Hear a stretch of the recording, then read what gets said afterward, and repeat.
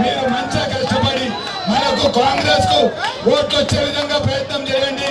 మనకు ఒక్కోటి వచ్చినా కానీ ఎక్కువ వచ్చినా వాళ్ళిద్దరు తండ్రికి అల్లుడు మామ రాజీనామా చేసిపోతారు. మళ్ళా బై ఎలక్షన్స్ వస్తాయి. మళ్ళా బై ఎలక్షన్స్ లా మీ హరికృష్ణ ఇంత ఉత్సాహంతో గెలిపించుకునే విధంగా నాయకత్వం, నీలమదన నాయకత్వం, జై కాంగ్రెస్. నీలమదన నీ గెలుపు గురించి ఇక్కడ కూర్చున్నటువంటి ప్రతి ఒక్కరు, ఈ స్టేజ్ మీద కూర్చున్న ప్రతి ఒక్కరు నీ గెలుపు గురించి ఖచ్చితంగా ముందుండి మేము పోరాట సిద్ధంగా ఉన్నాము. ఈ రోజు ఈ కార్యక్రమానికి వచ్చేసినటువంటి పెద్దలు గౌరవనీయుల పేరు చెప్తే ఈడ పైన నడుస్తుంది. ఆయన పేరు మైనంపల్లి హనుమంతన్న. దానితో పాటు మన డిసిసి అధ్యక్షుడు అభివృద్ధికి కూడా మనం ఎన్నో నిధులు తెచ్చుకొని నీలమదన అభివృద్ధి ద్వారా మనం ముందుకు వెళ్దాం.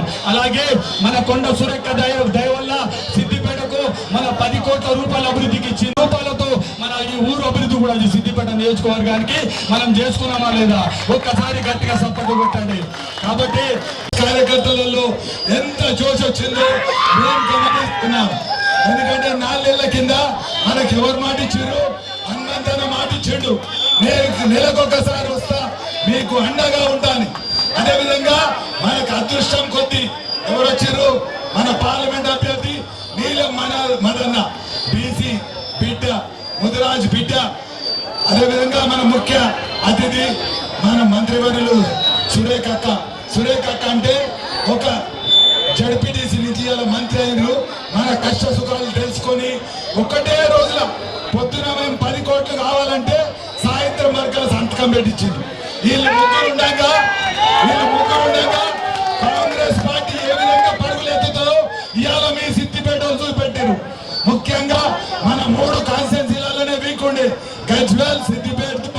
కానీ ఈ 4 నెలల ఈ 2 లక్షల మైనస్ పోయి 2000 మైనస్ అన్న ప్లస్ అన్న సాధించే విధంగా ఇక్కడ ఉన్న కార్యకర్తలు అందరూ కూడా కష్టపడతారు. అందుకోసమే మరి ఒక్కసారి మీ అందరికి చెప్తున్నా, కష్టపడితే సాధించలేనిది ఏది లేదు. ఈ అంతమందిని చూసి మీ హరీష్ రావుకే కాదు, మా దగ్గరున్న కేసీఆర్ కూడా